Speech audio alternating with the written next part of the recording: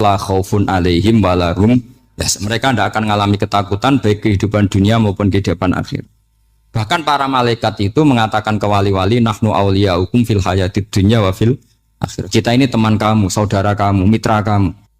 Terus cara berpikir niku udan niku rahmat. Terus termasuk tobat sing sah niku dawuh Imam Ghazali kon adus nganggo banyu udan sing ceblok langsung. Mergo nak liwat kenteng kadang kentenge iku hasil sumbangan proposal. Terus mun sing langsung mawon sing liwat plastik mun mboten mandi niku. Mboten mandi niku sing niku mau sama niku. Terus dulu di antara syarat tobat niku dawuh Imam Ghazali niku adus udan sing perawan, maksudnya sing asli ceblok saking putih langit niku langsung sampean ombe. Nak tepak nggih tobat, nak mboten tepak nggih lara niku. Kenapa sholat itu lebih indah ketimbang nikmatal wiqo misalnya, nikmatnya hubungan biologis? Jawabnya ulama itu gini, lucu jawabannya sederhana. Nikmatnya kamu punya anak itu apa? Jawabnya ulama itu lucu. Kalau sakit dia sembuh, kalau hilang dia datang. Saya ulang lagi ya, kalau sakit dia sembuh, kalau hilang dia datang. Sekarang orang tua yang punya anak sakit koma di UGD atau di emergency, itu senangnya tuh mengalahkan kesenangan apa saja. Kira-kira orang yang berhubungan intim atau yang hubungan biologis dengan orang yang sedang anaknya sembuh dari koma, senangnya senang mana? Senang yang melihat anaknya sembuh dari koma. Senikmat apapun hubungan biologis, senang anaknya yang hilang ketemu. Nah, kalau anak ketemu saja orang seseneng itu, apalagi kita di surga. Ketemu zat yang lama kita sembah, yang lama kita rindukan, yang lama kita rindu. Kemudian ketemu di surga. Maka tidak ada artinya surga tanpa melihat Allah Subhanahu wa ta'ala. Memang harus dijelaskan secara rohani. Akhirnya orang ngerti bahwa nikmat tertinggi di surga adalah melihat Allah Subhanahu wa ta'ala. Kan kalau anak-anak muda mungkin protes, ya enggak, ya enak kumpul sama widadari gini-gini. Wah itu kan yang trauma bojone jelek gitu. Wah itu yang bojone jelek mesti kesusu masuk surga karena itu sudah jelek, cerewet, nggak mati-mati kan gitu. Terus dia ingin masuk surga mesti niate welek, mesti pikiran pertama itu kumpul widadari. Tapi ada ulama yang bikin analogi tadi, misalnya istri kamu cantik, kemudian anak kamu sakit, koma. Hubungan dengan istri sama dengar berita anak kamu sembuh, seneng mana? Seneng anak sembuh. Sama anak yang hilang, seneng mana? Anak yang hilang ketemu. Maka terus ulama bisa menjelaskan itu. Kalau orang ketemu anaknya seseneng itu, apalagi ini ketemu Tuhannya yang bertahun-tahun disembah, kemudian tidak pernah melihat. Di surga itu nanti kita melihat Allah Subhanahu. Makanya Allah begitu bangganya mempromosikan surga. Surga itu apa? Surga itu wujuhu yauma idzin nadhirah ila rabbiha nadhirah, yaitu wajah-wajah berseri-seri dan melihat. Itu tanpa dijelaskan seperti ini Anda akan janggal, enaknya di mana? Tapi setelah dijelaskan detail gini oleh ulama, maka kita akan tahu an-ni'matul uzma sing enggak ada perbandingannya adalah nikmat masuk apa? Surga karena melihat Allah Subhanahu wa ta'ala. Ya jadi saya berkali-kali pokoknya minta sekali, hadil umat harus umat yang rasional, terutama dalam mengemban tauhid. Karena tauhid ini yang disebut kalimah. Sampai Allah mengistilahkan kepada Nabi Ibrahim itu waja'alaha kalimatam baqiyatan fi aqibi. Kalimat tauhid adalah kalimat yang akan abadi di anak cucunya Nabi Ibrahim. Baik anak cucu yang karena gen, mau anak cucu yang karena sebab, yaitu santri dengan kiai.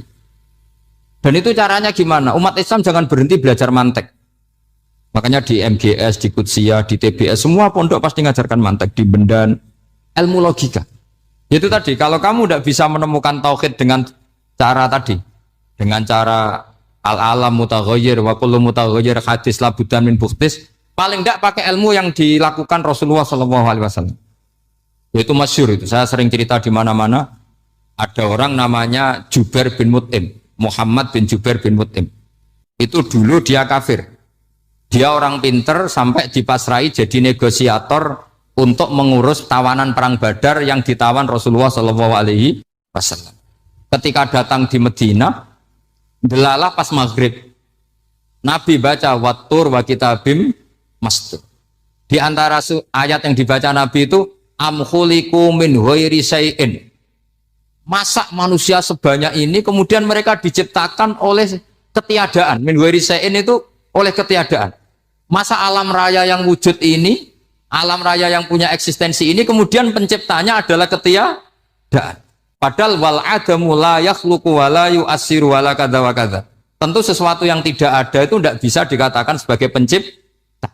Wong nggak ada, jadi faktor saja nggak mungkin apalagi jadi pencipta. Itu Nabi habis sholat langsung beliau sungkeman, ya Muhammad, saat ini juga saya iman. Karena logika yang dibangun ayat yang kamu baca itu menghabiskan semua logika saya. Intinya logika tauhid itu akan mengalahkan semua teori non tauhid. Itu yang disebut bal naqdhifu bil haqqi 'alal batili fayadmaghuhu fa idza huwa zahid. Kebenaran tauhid itu akan menghancurkan kekuatan apa saja. Fayadmaghuhu itu di tafsir Tobari disebut dorbatan tasujud dimah, satu pukulan sing sampai menjadikan otak itu hancur. Lainnya disebut damagho, dimah itu maknanya otak. Maka kamu jangan khawatir kalau Islam didiskusikan di Uni Soviet, didiskusikan di Kanada, didiskusikan di Korea, pasti kalimatul tauhid akan mengalahkan kalimatul batil. Pasti ja'al haqqu wa zahaqal batil, innal batila kana zahuq. Tapi syaratnya kita harus kuat. Makanya saya ini senang sekali yang namanya ngaji itu, saya senang. Karena saya tadi bercita-cita ingin jadi dosen setelah mati. Karena di dunia sudah tidak jadi apa? Dosen. Saya ingin seperti Imam Amudi. Pertama ketemu Allah, beliau disuruh ngajar malaikat tentang ilmu apa? Matematika yang mengarah ke tauhid. Jadi diajarkan. Kamu tahu angka 2, angka 3, angka 4, semuanya bersumber dari angka 1. Berarti semuanya berawal dari 1. Gak tahu setelah itu malaikatnya dites lagi apa enggak, tahu. Pokoknya pas itu malaikat ya paham semua. Oke. Kayak apa hebatnya umat Rasulullah Shallallahu Alaihi Wasallam? Karena akalnya kuat. Sehingga kita harus kuat.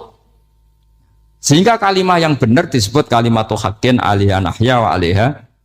Nah, kalimat yang salah disebut kaburat kalimatan takhruju min afwahim. Kalimat menjadi kalimat karena diucapkan, tapi tidak menunjuk hakikat. Kayak ini misalnya, ini tutup, ini putih, terus saya katakan hitam, berarti saya mengatakan ini hitam sebagai kata-kata karena diucapkan, tapi tidak pernah menjadi hakikat karena hakikatnya ini putih. Itu hebatnya Quran.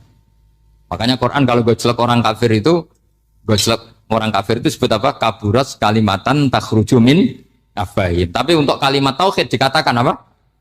Yusabbitu walladzina amanu bil qaulif tsabit fil hayatid dunya wa fil akhirah. Sebagian disebutkan wa ja'alaha kalimatam baqiyah. Kenapa kalimat tauhid itu kalimat yang abadi? Karena Allah sebagai Tuhan di dunia juga sebagai Tuhan di akhirat, dan selalu Tuhan pada masa yang tidak terbatas. Itu disebut wa ja'alaha kalimatam baqiyah. Kemudian umatnya Nabi mengganti kalimat yang gampang. Allah punya sifat baqo, punya sifat akhir. Maksudnya akhir itu la akhirullah. Terus semuanya. Yang paham ya alhamdulillah, yang enggak paham dikon ngapal no. Wujud kidam baqo mukhalafatul khawadisi qiyamuhu binafsi wahdaniyat kudrat irut. Wes paham. Lah kok sing rada alim terus roh bedane iki sifat ma'ani iki maknawiyah. Cara Mu'tazilah ngene, cara ahli sunnah ngene. Oh itu sudah kejlimetan baca. Sementing sebagai wujud hitam. Nah, kenapa pertama yang disebut wujud? Karena yang membedakan kita dengan paham ateisme itu ya sifat wujud. Yaitu mereka mengatakan alam raya ini dimulai dari ketiadaan. Wah, itu akal mana saja itu nggak bisa nerima. Masa ketiadaan menciptakan sesuatu yang ada.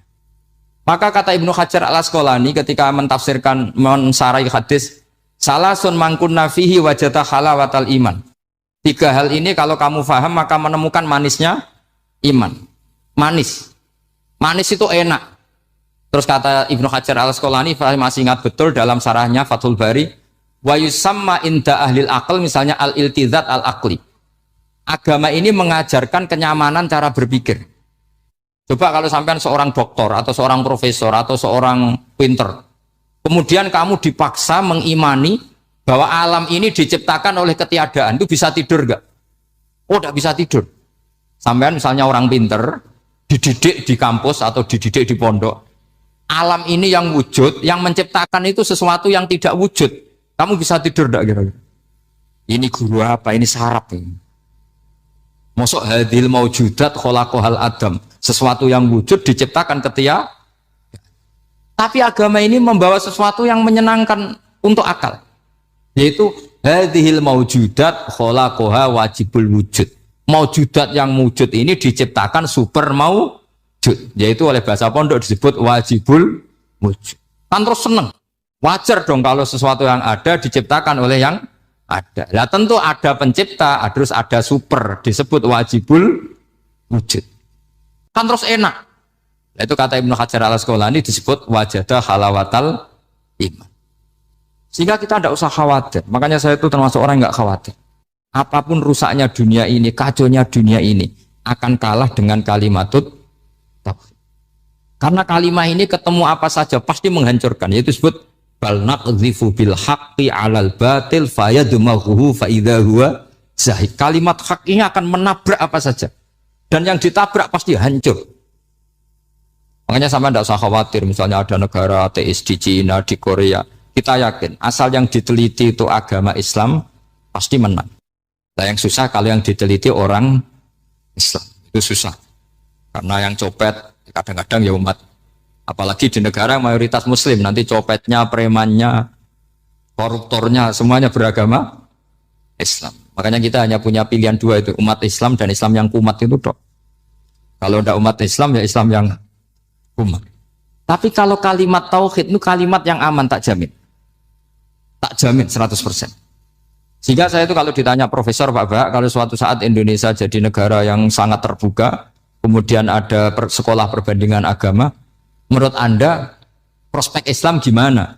Saya jawab asal yang dikaji Islamnya bukan orangnya, pasti Islam tetap prospek. Asal yang dikaji apa? Islamnya bukan orangnya. Kalau orangnya ya masya Allah. Itu tadi kalau tidak umat Islam ya Islam yang terus kalau matur nuwun sangat dengan hormat teng Raden Asnawi. Beliau sekarang generasi keempat ya, wonten sing generasi ketiga.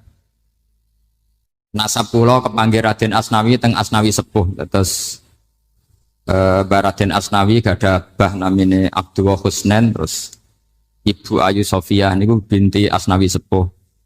Kula buyut kula kandung damaran niku Hafsah binti Maksum bin Soleh bin Asnawi sepuh. Kenapa saya cerita zuriyah? Terus satu peradaban. Gini bahasa Indonesia mohon nggih. Sane gaul. Satu peradaban itu yang bisa bangun itu zuriyah. Zuriyah itu komunitas gen. Meskipun nanti komunitas gen itu bisa disadap atau dibajak oleh orang-orang yang tidak gen. Jadi agak ilegal tapi itu sah. Karena sampean bisa misalnya kalah nasab sama saya, misalnya bilang nanti ketemu di Nabi Adam saja Gus gitu.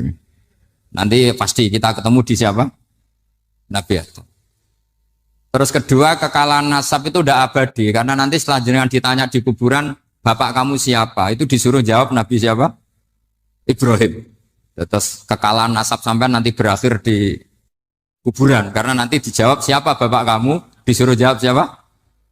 Nabi Ibrahim. Jadi yang punya bapak Karmen apa itu sudah selesai, sudah nggak dipakai lagi. Nanti pakai siapa? Nabi siapa? Ibrahim.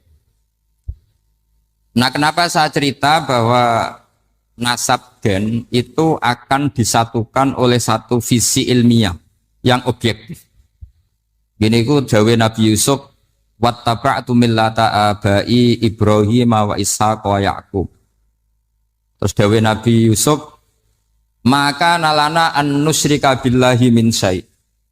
Jadi saya ngikuti leluhur saya. Ini dengerin ya, saya ngikuti leluhur saya, yaitu Nabi Yakub bin Ishak bin Ibrahim. Leluhur saya itu siapa? Maka nalana an nusyrika billahi min syai', yaitu keluarga besar yang tidak pernah melakukan kemusyrikan. Ya, keluarga besar kami punya tradisi tidak pernah melakukan kemusyrikan. Dan bahkan itu dibahasakan Tidak mungkin kita ini melakukan kemusyrikan. Maka nalana itu kira-kira kalau bahasa Indonesia itu kita ini tidak mungkin melakukan kemusyrikan. Nah, kenapa demikian? Itu berangkat dari logika yang permanen. Disebut yusabbitu Allahu alladziina aamanu bil qouli tsabiti fil hayatid dunya wa fil akhir. Logika permanen itu begini misalnya. Kita ini kan hidup dari bapak dari ibu terus sampai Nabi Adam. Kemudian setelah Nabi Adam ini berakhir, kemudian kita mau tidak mau berpikir Nabi Adam itu siapa? Terus diterangkan ternyata Nabi Adam itu satu makhluk hidup yang mulanya dari tanah. Lewat wahyu Allah, lewat titah Allah kun, kemudian jadi manusia yang bernama Adam. Sebelum Adam ada bumi, ada langit, ada cakrawala macam-macam. Kemudian itu kita rumuskan lagi, asal usulnya adalah tidak ada. Adamiyun makhdun. Akhirnya kita tahu bahwa alam raya ini diwujudkan setelah dari tidak ada. Nah tentu terus kita berpikir, dari tidak ada menjadi ada itu pasti penyebabnya adalah sesuatu yang ada. Nah yang ada itu disebut wajibil wujud. Karena wajibil wujud ini wujud sendiri, nggak ada saingannya. Karena Allahu wala syai'amahu, Allah ada dan tidak ada pesaingnya. Maka kita ini berpikir nggak mungkin ada kekuatan manapun yang menyamai Allah. Sehingga nggak ada Yesus mungkin menyamai Allah, nggak ada Fir'aun, nggak ada Lata, nggak ada Uzza. Makanya disebut maka nalana an nusyrika billahi min syai'. Kita ini tidak mungkin melakukan kemusyrikan. Sama tidak usah tanya saya, Gus, tapi orang menjadi musyrik itu kan mungkin. Jawabannya itu tetap nggak mungkin. Kemusyrikan itu satu teori yang nggak mungkin. Tapi kalau orang musyrik itu mungkin. Memang akan dilibat. Tapi karena kita kenal yang membawa kita beliau banyak ke Korea. Saya itu beli pesolatan tuh bukan 1 2 sampai 2 kerdus 3 kerdus. Itu mulai dulu, mulai saya ngiai sampai sekarang. Tak bawa ke Sragen, ke Solo 3, termasuk tak bawa ke Korea. Jadi mungkin ya ini GR saya ngaji di sini itu barokahnya jualan pesolatan. Tapi bukan jualan yang cari laba enggak, karena tak gratiskan, tapi itu dagang akhirat lah kira-kira gitu. Jadi kalau saya masuk neraka kita era pantas, bakul pesolatan kok masuk neraka gitu, kayak itu nggak pantas itu. Karena saya termasuk orang ya yang cara berpikir itu optimis. Dulu di sini ada orang alim alama namanya Raden Asnawi. Terus kemudian sejarah agak berpolemik, ada yang mengatakan beliau itu muridnya Syekh Nawawi, ada yang mengatakan tidak. Apapun itu yang saya yakini adalah beliau ya saling istifadah lah, saling bermanfaat bagi Syekh Nawawi Banten. Saya punya catatan sejarah banyak tentang Raden Asnawi karena guru-guru kita itu akan ketemu di Syekh Nawawi Banten. Yaitu kita tahu misalnya saya ngaji Mbah Mun ngaji Mbah Zubair misalnya ngaji Syekh Fakih Mas Kumambang, ngaji Mbah Mahfud, terus ngaji Sayyid Abi Bakar Sato, terus ngaji Sayyid Zaini Dahlan. Kalau keluarga sini mungkin misalnya Gus Hafid, Mbah Niam, Mbah Zuhri, terus Raden Asnawi. Raden Asnawi kita tahu nikah dari istri mudanya Syekh Nawawi, yaitu Nyai Hamdana. Saya sering diceritani Mbah Mun, terus Nyai Hamdana punya anak yang namanya Zuhriyah dari Syekh Nawawi. Kemudian setelah dinikahi Raden Asnawi punya anak namanya Zuhri, Minan, Ni'am, terus sampai ke Gus Hafid itu, Hafid bin Ni'am. Kenapa saya cerita ini? Karena kealiman itu adalah sesuatu yang dibanggakan Allah. Imam Amudi itu ulama ahli matematika. Jadi ada ulama itu ahli matematika. Dia nggak pernah ngajarkan pesolatan, zakat, sholat, tapi dia ngajar matematika. Kemudian dari matematika itu beliau menjadi ahli tauhid. Sehingga nanti Mungkar Nakir itu gak akan tanya dia marbuka wa manabuka, karena dia punya rencana yang ngajar tauhid itu saya kata. Jadi kalau dia akan marbuka, pangeran kamu itu siapa? Malaikat malah dilawan. Kamu pernah ngajar tauhid? Saya ini guru tauhid. Singkat cerita, saking keramatnya Imam Amudi, kata Allah, ya Amudi, presentasikan ilmu tauhid yang lewat jalur matematika ke semua malaikat saya. Semua malaikat saya tahu cara berpikir matematis. Karena malaikat itu imannya itu iman mauhibah, karena dia malaikat, ya iman karena tahu neraka, tahu surga, terus dia iman. Kalau kita enggak, kita iman tuh pakai logika, jadi lebih keren. Loh betul. Malaikat itu ketika bangga, ya Allah, apa ada orang yang imannya di atas kita? Jawabnya Allah ada. Siapa? Ya orang-orang kudus, kata Allah. Kira-kira gitu. Kenapa? Ya betul. Karena kamu iman saya itu wajar, kamu tahu saya, tapi mereka nggak tahu saya tapi iman. Kenapa bisa iman ya Allah? Karena mereka punya logika, punya akal. Akhirnya Imam Amudi disuruh sama Allah presentasikan logika tauhid kamu lewat jalur matematika. Malaikat disuruh dengerin semua, Isma'u ya malaikati, ini mimpinya wali. Terus Imam Amudi mulai mengajarkan nisbatul isnaini ilal wahid wa nisbatus salasa wal arba'ah ila ma la nihayatalah niku binisbatin wahidah, yaitu far'un minal asli wa wa al wahid. Mbok angka sebanyak apapun 2, 3, 4 sampai 1 miliar itu nisbatnya ke angka 1 adalah nisbatul far'i ilal asli. Semuanya berasal dari 1. Maka hadhil awalim atau hadal alam ila ma la nihayatalahu, tetap semuanya ini cabang dari 1, yaitu wujud dari 1, yaitu Allah Subhanahu wa ta'ala. Sehingga semenjak itu ditiru sekian ulama. Akhirnya malaikatnya mantuk karena kepastian kalau Allah 1 yang diyakini malaikat itu sepasti logika yang dibangun orang-orang manusia ini, padahal tidak ngerti Allah Subhanahu wa ta'ala karena pakai akal. Sehingga di pondok itu orang harus ngerti mantek. Orang mantek itu ilmu yang jelimet tapi menyenangkan. Biasanya sing sinau ambek rokokan, sawangannya kayak filosof. Jadi paling gak agak paham dia alasan. Penting nikmati rokok, tapi pikir nikmati pemikirannya, ternyata nikmati rokok. Kayak kemarin saya datang ke resepsinya Gus Agil, saya itu tertawa terus karena dengerin Habib Mutahar. Saya membaca bahayanya rokok. Setelah tahu bahayanya, saya berhenti membaca. Tak pikir itu kan setelah tahu bahayanya saya berhenti merokok. Ternyata enggak. Saya baca bahayanya apa? Merokok. Setelah saya baca, maka saya berhenti membaca. Gitu. Bukan berhenti merokok. Itu ilmu kelas tinggi seperti itu harus mantap. Pernah beliau ditegur dokter, Beb, kalau rokok terus nanti mati. Tenang saja, saya masih bawa korek. Dikira itu kan orangnya yang mati, ternyata beliau enteng saja. Santai aja dok, saya masih bawa korek.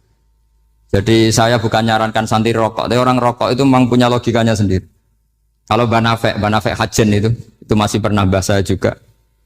Karena Banafek juga turunan Mbah Mutamakin. Hak, rokok itu haram tau ora? Nak cara kula darani haram sebuti bah. Lah iya, nak haram ya bener aku. Mulane tak obong, barang haram apike diobong. Jadi saya tuh saya sama orang-orang sepuh itu tidak pernah menang. Jadi apa ya? Mereka itu orang yang sudah lama gimana ya? Mau dikatakan bulat itu ya, tapi memang nggak pernah kalah mereka. Ada satu kiai, masih misalnya Banafek. Ini rokok 2 katanya. Bagi yang nggak ngerokok berarti membiarkan 2 haram masih. Bagi yang merokok berarti mengurangi haram. Kalah lagi saya. Jadi saya tuh pernah dibully 2 mbah saya. Karena 2 mbah saya ini rokok semua.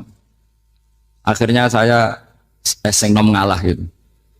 Karena saya tidak mungkin bilang sing waras ngalah karena kalah sepuh gitu. Jadi ya sudah, mau tidak mau harus bilang sing nom.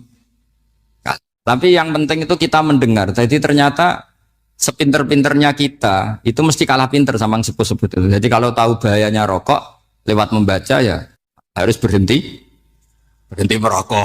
Berhenti membaca katanya. Nah malaikat ini cerita lagi malaikat. Saya memang dari awal niat hormat Raden Asnawi karena buyut-buyut beliau itu ketemu di buyut saya. Saya ini turunan Mbak Asnawi sepuh. Terus cuma buyut saya itu nikah Lasem, terus saya keceluk cucunya keluarga Lasem. Sebetulnya saya juga cucu Kudus. Tapi terus alhamdulillah sekarang kembali karena buyut saya menyuruh saya ngajar di Damaran, terus sampai sekarang saya ngajar di Damaran. Tapi buyut saya itu masih lahir di Damaran. Namanya Mbak Hafsah, itu Hamsah binti Maksum bin Soleh bin Asnawi Sepuh. Sama seperti nasab di sini Raden Asnawi, Mbak Abdul Husnan, terus Nyai Ayu Sofiyah, terus Mbak Raden Asnawi. Saya mau cerita, jadi ilmu itu lebih keren kita. Sehingga Rasulullah Shallallahu Alaihi Wasallam pernah ngendikan, saya ini rindu sekali li ikhwani, kata Nabi itu ikhwani. Kata sahabat bilang, alasna ikhwanaka ya Rasulullah, bukankah kita ini saudara kamu, saudara engkau ya Rasulullah? Tidak, antum ashabi, kamu itu sahabat saya. Siapa teman-teman kamu itu ya Rasulullah? Yaitu kaumun yang tidak melihat saya, kemudian iman kepada saya. Jadi mereka seperti kita semua di Kudus ini tidak melihat Rasulullah Shallallahu Alaihi Wasallam, tapi iman sama Nabi. Dan ketika malaikat yubahi bikum malaika, Allah bangga dengan malaikatnya, membanggakan kita. Sampai malaikat tuh sentimen, kok bisa ya Allah? Ya karena tadi, kamu iman sama saya wajar. Karena kamu melihat surga, melihat neraka, melihat aras. Sementara orang Kudus coba ngelihat apa? Paling simpang 5. Apa simpang 7 itu? Tapi imannya nggak kalah dengan malaikat. Kenapa nggak kalah? Karena tadi, kita diajarkan bahwa nisbatul isnaini wassalasah wal arba'ah ila ma la nihayatalaha, itu sama-sama nisbatul far'i ilal asli. Tetap yang asli adalah angka 1. Jadi nggak mungkin aslu hadhil asya nggak dari Allah itu, nggak mungkin. Tetap dari zat yang 1. Kemudian tentu ini bukan nisbatul walad ilal walid, anak ke bapak tentu enggak, tapi nisbatul khaliq sama makhluk. Tapi apapun itu pasti 1. Sehingga Imam Amudi akhirnya masuk surga lewat jalur itu. Tidak usah lewat pertanyaan man rabbuka wa man nuka. Kelasnya disuruh ngajar malaikat. Saya punya rencana jadi pengajar malaikat nanti itu kan. Jadi orang-orang Kudus yang dapat barokahnya Raden Asnawi nanti jangan mau kalau ditanya man rabbuka wa man nuka. Kelasnya itu harus apa? Jadi gurunya malaikat. Karena bapak kita Nabi Adam itu keren. Nabi Adam itu adalah orang yang disuruh Allah, dipresentasikan, dibanggakan Allah di depan para malaikat. Ketika ada malaikat yang agak hasut, tapi itu tidak malaikat papan atas, malaikat yang kebanyakan. Itu kan agak gak terima Nabi Adam jadi apa? Khalifah. Sampai malaikat ini usul ataj'alu fiha ma yufsidu fiha wasfikut. Makanya kalau saya protes sama malaikat itu malaikat yang ini, bukan Jibril sama Israel. Kalau protes Israel bahaya. Bisa dihabisin. Saya pernah ditanya seorang kiai, Gus jenengan gojlok malaikat kok berani? Ya karena malaikat yang jenis ini pernah gojlok Nabi siapa? Adam. Enggak percaya kalau Nabi Adam itu layak mimpin sampai protes ataj'alu fiha may yufsidu fiha wasfikut. Tapi apa yang terjadi? Allah mengajarkan satu ilmu di Nabi Adam kemudian disuruh meresentasikan. Qala ya Adamu ambihum bi asma'ihim. Adam, coba kamu presentasikan ilmu kamu. Nabi Adam fasih mempresentasikan ilmu, kata Allah, kamu bisa enggak sepinter Nabi Adam? Enggak bisa ya Allah. Makanya sudah saya bilang ini alamu malah. Saya lebih tahu siapa yang layak mimpin. Jadi layak mimpin itu pertama harus kuwatul ilm. Ilmunya itu harus kuat. Nanti saya akan cerita hubungannya Raden Asnawi dengan Syekh Nawawi. Apa itu hubungan teman, apa murid guru, itu memang masih jadi polemik sampai sekarang. Kalau saya ya keyakinan saling istifadah. Ini bahasa netral, tidak murid guru tapi saling apa? Istifadah. Kata Syekh Nawawi dalam tafsir Munir itu, ilmu itu nomor 1. Sehingga beliau setiap ada ayat fa inna hizballahi humul ghalibun, beliau pasti menafsiri bil hujjah wal barohin la bisaulah. Saya masih ingat betul takbirnya, memang saya hafalkan. Tapi bukan untuk modal pidato, buatan modal sebagai wong alim. Kalau pidato gampang. Pidato itu semua orang bisa. Kalau jadi orang alim itu tidak gampang. Lebih susah lagi wong alim berpidato. Itu kalau nggak pernah mbah saya tidak mau. Karena memang saya terkenal nggak suka pidato. 1 memang nggak bisa. Nomor 2 tidak ingin. Nomor 3 ya rugi. Karena pidato itu nasib-nasiban ya. Kalau nasib baik kamu tidak paham itu, wah Gus Pak ilmunya tinggi sehingga kita tidak paham itu kalau nasib baik. Kalau nasibnya ada baik, nak ngendikan bulat sama itu tepat-tepatan. Dan Syekh Nawawi itu benar, Raden Asnawi juga benar, semua guru-guru kita benar. Karena agama ini sebetulnya bukan masalah negara, tapi masalah logika yang sehat. Uni Soviet itu pernah mengkooptasi Uzbek. Ceknya, Tajikistan. Itu 100 tahun. Orang dipaksa ateis. Tapi orang-orang Uzbek, saya sering ketemu lama Uzbek, kadang ketemu di Korea, kadang di Malaysia. Orang-orang Uzbek itu punya basement di bawah tanah. Kemudian di bawah tanah ini mereka ngajarkan tauhid. Ngajarkannya ya gampang. Misalnya, ini sesuatu yang ada. Iya ini. Ini ada penciptanya enggak? Ya ada. Siapa? Tukang katanya.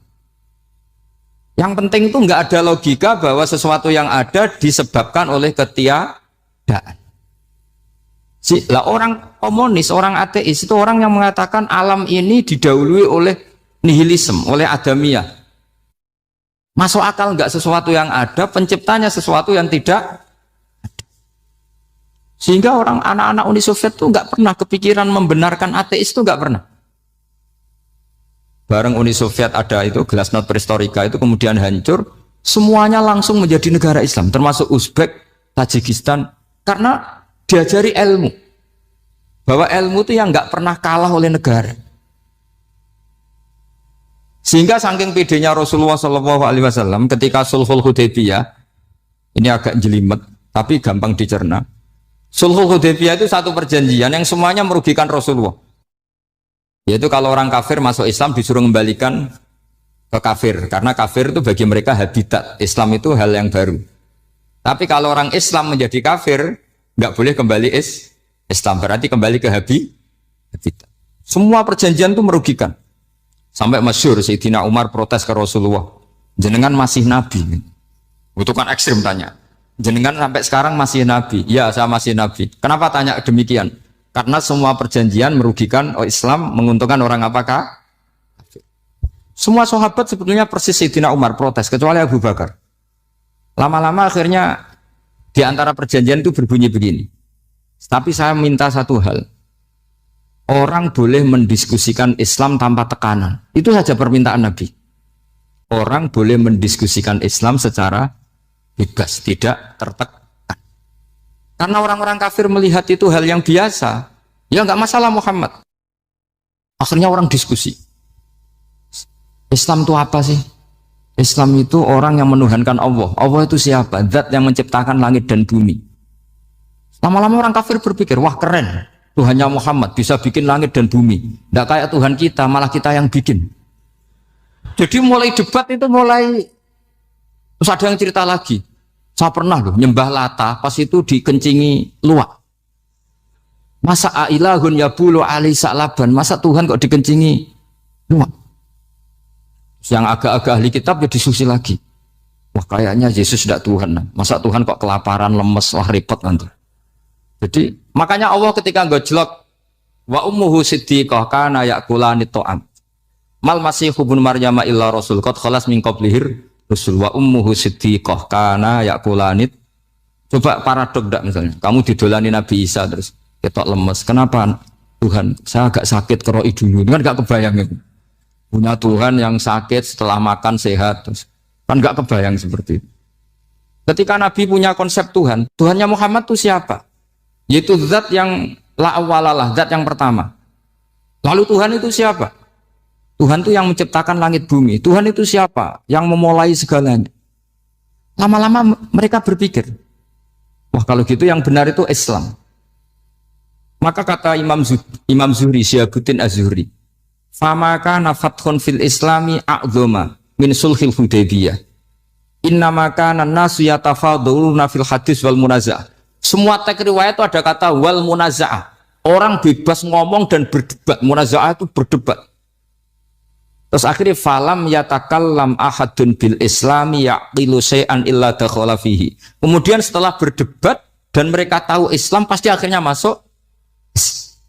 Dan itu yang sekarang terjadi di dunia.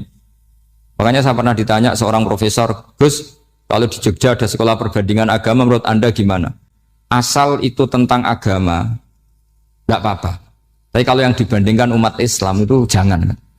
Karena nanti kalau di Indonesia kira-kira yang copet itu ditanya agamanya juga Islam, yang koruptor juga Islam. Jadi kalau yang dikaji Islamnya enggak apa-apa, tapi orangnya jangan kata saya.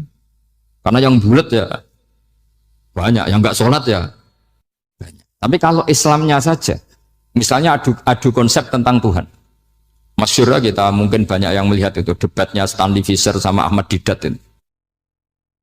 Tuhan kamu siapa ini itu sama Didat cerita Tuhan saya itu lam yalid walam yulad walam yakul lahu kufuwan. Itu spontan ada seorang mahasiswi bilang sepertinya Tuhan Anda lebih menarik karena Tuhan Anda yang menciptakan langit bumi, yang Tuhan ini kok lahirnya sudah di bumi, masa lahir-lahir langsung jadi Tuhan. Jadi akhirnya falam yatakallam ahadun bil islami yaqilu syai'an illa dakhala fihi. Sehingga agama ini apa? Agama itu adalah kalimat tauhid. Kalimat itu apa? Logika yang terbangun. Nah, ketika logika itu terbangun, maka disebut yusabbitu wallahu alladzina amanu bil qaulis tsabit fil hayatid dunya wa fil akhirah. Allah itu akan menetapkan satu kaul, satu presentasi ilmiah atau satu kesimpulan ilmiah. Yang kesimpulan itu nyata benarnya. Dan ini akan nyata terus baik di kehidupan dunia maupun kehidupan apa?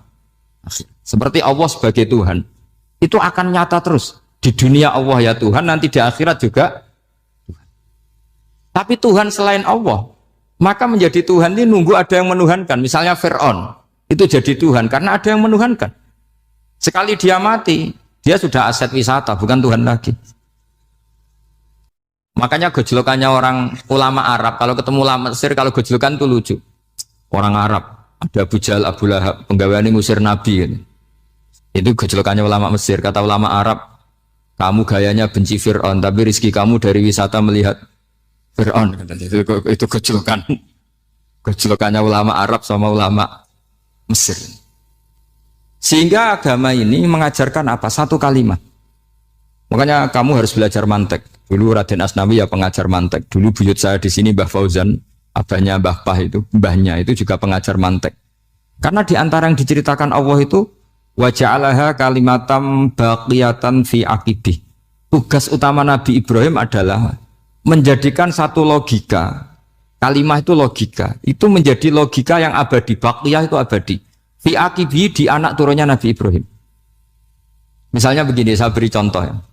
Misalnya saya mengatakan teh ini hitam. Itu menjadi kalimah. Kalimah karena diucapkan. Tapi tidak menunjuk hakikat karena tehnya berwarna apa? Kuning. Sehingga Quran kalau menyalahkan orang kafir itu ngendikannya kaburas kalimatan takhruju min afwahihim. Omongannya orang kafir itu menjadi kalimat karena diucapkan dari mulutnya. Kenapa menjadi kalimat? Karena diucapkan tapi tidak menunjuk hakikat. Seperti orang mengatakan 2 ditambah 2 itu 10. Itu kalimat, tapi kalimat yang salah karena tidak menunjuk hakikat. Seperti orang kafir mengatakan Tuhan itu 3. Itu kalimat karena diucapkan, tapi tidak menunjuk hakikat. Tapi ketika seseorang mengatakan Allah itu Tuhan, Tuhan itu satu, itu disebut kalimatu haqqin 'alaiha nahya wa 'alaiha namut. Kemudian tahlilane wa 'alaiha napa wa biha. Wa 'alaiha napa wa biha. Wa 'alaiha ya ada yang tahlilan wa biha, itu enggak tahu sanadnya dari mana, pokoknya ada yang wa 'alaiha, ada yang biha. Kenapa dikatakan kalimat tauhid? Karena kalimat yang dari kesimpulan berpikir. Dan agama ini dibawa Nabi Ibrahim itu untuk membawa kalimat tauhid. Ciri utama kalimat tadi, kamu yakin seyakin-yakinnya bahwa nisbatul snaini wassalasah wal arba'ah ila ma la nihayatalaha itu kanisbatis snaini ilal wahid, yaitu semuanya far'un minal asli. Aslinya adalah wahid. Sehingga di kitab, saya pernah ngaji Mbah Mun, namanya kitab Al-Husunul Hamidiyah. Itu dikarang oleh ulama-ulama sekarang, itu diajarkan di MGS. Ini mbah-mbahnya Gus Akil, pendirinya madrasah MGS. Itu ada gambarnya di situ. Di situ ada gambar piramida, ada gambar hewan, ada gambar pohon. Kata yang ngarang, gambar sedetail ini, sejelimet ini dimulai dari nuqtah wahidah. Tetap dimulai dari satu titik. Dan ini disebut nuqtatil wujud. Jadi bahwa orang kudus sebanyak ini tetap dimulai dari satu orang, yaitu Adam. Adam dimulai dari ketiadaan. Lalu siapa al-mujid? Pewujudnya siapa? Hanya Allah Subhanahu wa ta'ala. Sehingga ulama-ulama termasuk Syekh Nawawi itu paling suka ngendikan semua makna Quran dikumpulkan di Fatihah, Fatihah dikumpulkan di Bismillah, Bismillah dikumpulkan di Ba, karena di Ba itu ada titik nuqtatil wujud, yaitu disingkat bi kana makana wa bi yakunu ma yakun. Karena saya, kata Allah, semuanya akan ada, dan karena saya yang enggak ada, semuanya suatu saat disebut nuqtatil wujud. Nah, kita meyakini kalau Allah satu itu siyakin-yakinnya, karena nggak mungkin angka nggak dimulai dari angka satu. Begitu juga gambar seapapun julumete. Misalnya sampean gambar zaman saya kecil, gambar paling favorit itu apa, kambing bertarung. Itu gambarnya kan susah. Daripada gambar kambing bertarung susah terus dibikin kotak saja, tembok. Lalu tanya gurunya, gambarnya mana? Di belakang tembok, Bu. Ini itu dulu saya diwarai anak-anak nakal ya. Jadi semua satu gambar itu disuruh gambar harimau, yang satu disuruh gambar kambing bentrok, yang satu disuruh gambar matahari, semuanya kotak semua.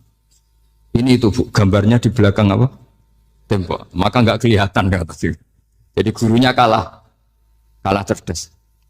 Guru itu sebenarnya nggak pernah menang, karena murid itu lebih pinter. Itu teman saya dulu kalau ngaji itu, kalau tes itu ngerpek baca. Gurunya marah, kamu tes kok baca? Enggak, ini enggak ngerpek Bu, ini belajar di kelas. Katanya belajar kapan saja, di mana saja. Acuh.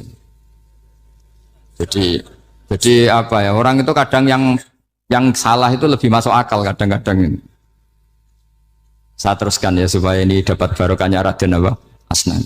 Saya mohon sekali ya, kalimat haqqin itu harus kamu jaga. Caranya jaga ya tadi. Kalau kamu tidak bisa ilmu mantek, misalnya al-alam mutaghayyir wa kullu mutaghayyir hadis la budda min muhdits, itu kan jelimetan. Pakai saja teori umum bahwa gambar apapun jelimetnya itu dimulai dari satu titik. Karena nggak bisa, nggak dimulai dari satu titik tadi.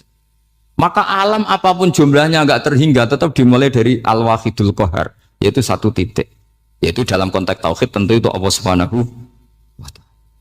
Sehingga Nabi Ibrahim itu orang paling sukses bikin waja'alaha kalimatam baqiyatan fi aqibi. Terus Nabi Muhammad begitu, sahabat gitu, sampai kita sekarang diajari ilmu mantek. Ilmu mantek itu logika yang nggak terbantahkan. Karena mau tidak mau. Kata Imam Syafi'i, fa innal uqula muttarratun ila qabulil haq, karena akal akan dipaksa menerima kebenaran. Dan itu yang terjadi di Uni Soviet. Dikooptasi 100 tahun untuk berfaham ateis, dilawan oleh ilmu, tetap menanamkan ilmu tauhid, ilmu mantek. Ketika Uni Soviet secara politik runtuh, semuanya menjadi muslim, termasuk negara-negara yang dulu dikooptasi. Maka kamu tidak usah kecil hati di Indonesia, apapun rusaknya negara ini, asal kita cara bertauhid benar, insya Allah tetap meninggal husnul khotimah. Karena sudah janjinya Allah, yusabbitu walladzina amanu bil qaulis tsabit. Sing jelas itu nomor satu tuh al qaulis tsabit. Memang itu logika yang masuk akal. Jadi jangan kira semua orang ditanya amar rabbuka, enggak. Banyak ulama yang enggak ditanya, masyhur itu dalam cerita keramat-keramat. Ada guru tauhid ngajarin tauhid. Setelah ditanya mungkar nakir, Imam Malik datang. Kamu nanya ini, man rabbuka man nabiyuka, kamu tahu ini guru Ummul Barohin yang tukang ngaji tauhid. Guru tauhid kok ditanya apa? Malaikatnya enggak jadi tanya. Dan saya percaya cerita-cerita seperti itu karena secara umum itu ala inna auliya Allahi la khaufun alaihim walahum yahzanun lahumul busyra fil hayatid dunya wa fil akhirah. Artinya kalau wali itu kok ditanya mungkar nakir berarti ngalami ketakutan. Karena di situ kan digambarkan mungkar nakir itu sewangar, bawa godam. Kalau yang tanya nggak bisa dipukul sampai ajur sak walang-walang. Pokoknya ceritanya kan seru seperti itu. Nah itu kalau betul begitu terus ayat la khaufun alaihim walahum yahzanun kayak apa? Makanya dalam kitab Nasoihul Ibad itu ada cerita ini. Sampean boleh nggak sependapat dengan saya, tapi semoga nasib sampean nanti digebuki malaikat. Karena orang itu akan mengalami seperti yang dirasakan. Anak indadoni abdibi. Saya tidak bayangkan akan mengalami itu. Makanya saya ini ngajar tauhid terus. Paling tidak kalau ditanya marabbuka manabuka, sampean tahu profesi saya. Saya ini pengajar tauhid. Dan biji saya 9. Dulu saya di MGS, kalau ada teman bijinya tauhid kok 4, segala ahli swarga, tauhidnya jeblok. Dari kalau bijinya 4 segala ahli swarga, tauhidnya apa?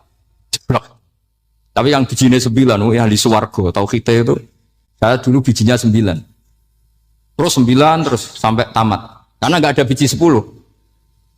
Karena kalau 10 itu kan terlalu sempurna, nggak baik lah manusia kok sempurna gitu. Jadi sudah 9 aja kan. Tapi sebetulnya pantasnya ya dapat 10.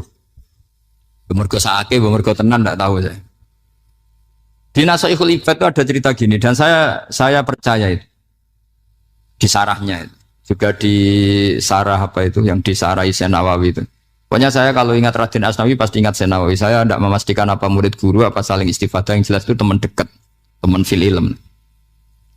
Sayyidina Ali itu pernah minta kasaf sama Allah. Saya percaya tidak semua orang alami marbuka ditanya itu. Ya Allah, saya minta kasaf. Kasaf itu ngerti alam gaib. Ingin tahu Umar. Jadi diam-diam Sayyidina Ali itu ya mangkal sama Sayyidina. Wong kok kerasingon. Agar wong kok tahu disentak. Jajal wani nyentak malaikat Torah itu kata Sayyidina. Jadi dia minta kasaf karena kenangannya dia melihat Umar itu semua orang pernah disentak sama Sayyidina Umar itu.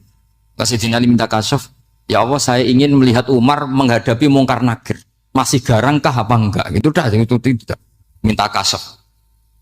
Pas kasaf beliau bangun dari kubur, duduk. Dilihat sama Sayyidina Ali ini ngalami kasaf. Sama ndak usah tanya. Ndak wali kok tanya. Ya sudah pokoknya percaya aja. Akhirnya malaikat mungkar nakir datang. Itu di situ digambarkan matanya itu kalkidril mughalla, kayak apa itu? Panci yang dibakar. Oh, soal seru. Semua nang Sayyidina Ali. Baru ini kamu akan takut gitu. Tapi ternyata enggak. Umar bangkit disentak orang tua itu. Kamu tahu menghadapi siapa? Yang sopan. Oh, ada sontak. Kaget malaikatnya itu karena enggak pernah ngalami disentak. Mungkin itu pertama. Kaget. Memangnya kamu siapa? Saya ini teman kekasih Tuhanmu. Saya yang diandalkan temannya sebenarnya bukan dia. Ana sohibu habibillah. Saya ini temannya kekasihnya Allah. Jadi dia mengandalkan temannya sebetulnya, bukan mengandalkan dirinya. Oh, kamu temannya Nabi Muhammad? Iya, saya Umar, temannya Nabi Muhammad. Kamu harus hormat sama temannya kekasih Allah. Terus mulai itu. Akhirnya matur Allah. Ya Allah, apakah prosedur seperti ini bisa dinego? Sama Allah. Oh iya katanya. Kamu kalau menghadapi kekasih saya ya jangan seperti itu katanya. Semenjak itu beliau sopan santun, dua mungkar nakir itu.